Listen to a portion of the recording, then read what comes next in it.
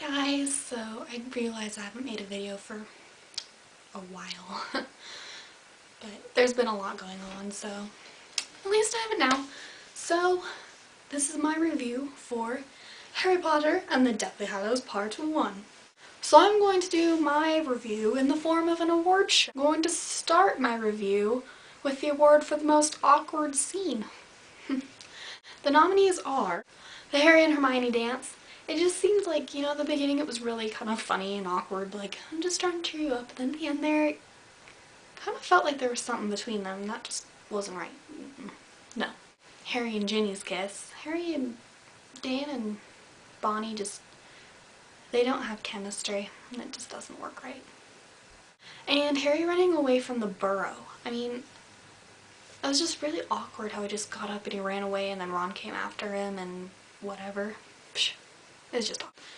And the award goes to, and yes, my award is a little bear in a snow globe. The award goes to the Harry and Ginny kiss because I think we can all agree that the tension and awkwardness was just streaming out of the screen. The next award goes to the best actor who's been in previous films. So the nominees are Ivana Lynch as Luna Lovegood, Daniel Radcliffe as Harry Potter, and Tom Felton as Draco Malfoy. This was really hard because, I mean, Dan and Tom and Ivana, they all so get their characters so well, and they're all so good at playing their characters, and they really just understand how their characters are feeling, and I just love that. But, I know it's going to sound biased, but I'm going to have to say Ivana wins this one, because Ivana, she totally gets her character, and she plays it just so truthfully, and I love that. So, the award for the next Best New Actor, the nominees are the person who played Auntie Muriel.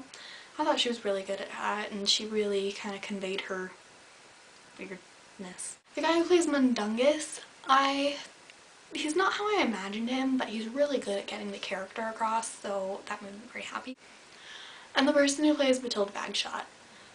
Matilda Bagshot was 100% out of my imagination, and she was creepy, and she was so good. And so the award goes to Matilda Bagshot. And now the award for the worst new actor.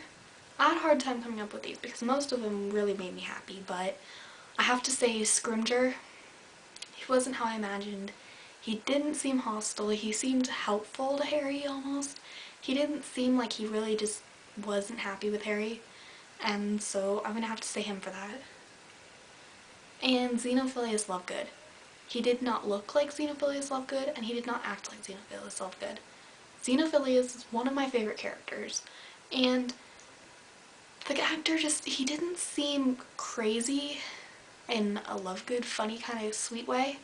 He seemed crazy in a, oh my gosh, you need to go to a mental hospital kind of way. So I'm going to have to say that the award goes to the guy who plays Zeno.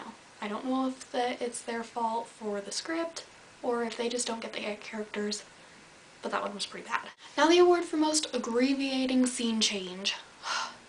Moving the whole conversation about, we have to find the Horcruxes, where the heck are they, and all this stuff. Why didn't they just not have Harry run away and have it in Ron's bedroom with Hermione? How easy would that have been? The other nominee is changing Hermione saying, we're going to Tottenham Court Road to something Shaftesbury Avenue or something like that. How simple is that to change? Not explaining the taboo really ticked me off because it was like, you still use it, you still do everything with it, and yet you don't bother to explain what's going on.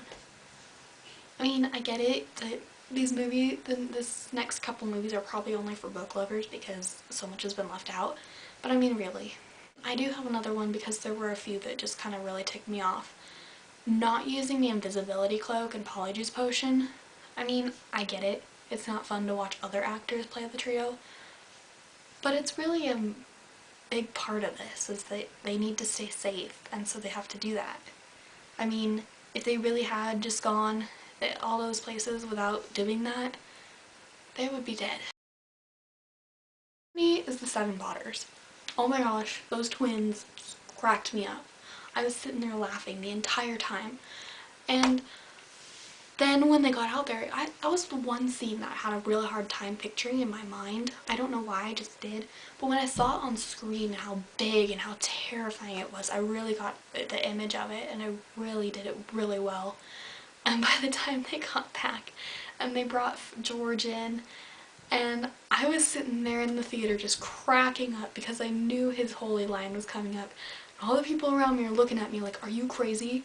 You're laughing at him and he's on the couch dying? And then cracked his joke, and I was sitting there straight-faced and everyone else was cracking up. Awkward moment. The ministry scene, those three actors were so good at showing Dan, Emma, and Rupert behind them. I mean, I could really see them. I could really see Harry, Ron, and Hermione in them, and that is something that is probably one of the hardest acting things to do. And the Horcrux scene. That was so much different than I had imagined it. I imagined it more of just Harry and Hermione coming out of the Horcrux and just talking to Ron. Oh my gosh, that was so good. I loved it so much. And I can't pick a favorite for this one. I loved this all so much. I can't pick a favorite. It's like with children. Just can't. So, if you guys have an opinion, leave them down in the comments what your favorite scene is. I would really love to know what your favorite scenes are. And it doesn't even have to be out of my nominees, just any of this. So now I have a few things I just want to talk about, just in general. One of my least favorite scenes that was left out was Lupin's bite. And they didn't do Lupin and Tonks justice, and they're some of my favorite characters too. And I think that I really like that storyline, and I really wish that they would have given them better justice instead of saying, oh, and guess what? And then she's interrupted. I was actually happy and sad that they left out Luna's room. And it's kind of for the same reasons everyone else has said. I was looking forward to seeing what it would look like, but I do have such a good image in my head that I just kind of want to keep that for myself. Which I almost wonder if they did that on purpose because they knew that's how people would feel, or if they just didn't want to put it in there. I don't know. The three brothers scene, I don't know if I liked it or not. It was really too Tim Burton for me. I'm not a big Tim Burton fan, honestly. I know I'm gonna get a lot of hate comments on that, but I'm just not a big fan of his movies. They're just too weird and creepy for me. Overall, I give this film 4.5 stars. You did a great job with this film this time, and I really hope that it continues with part 2. Couldn't go to the midnight movie for this one because it was on a school night. I still saw it 3 times, and I'm going to make sure I go to midnight for the second part. So, bye!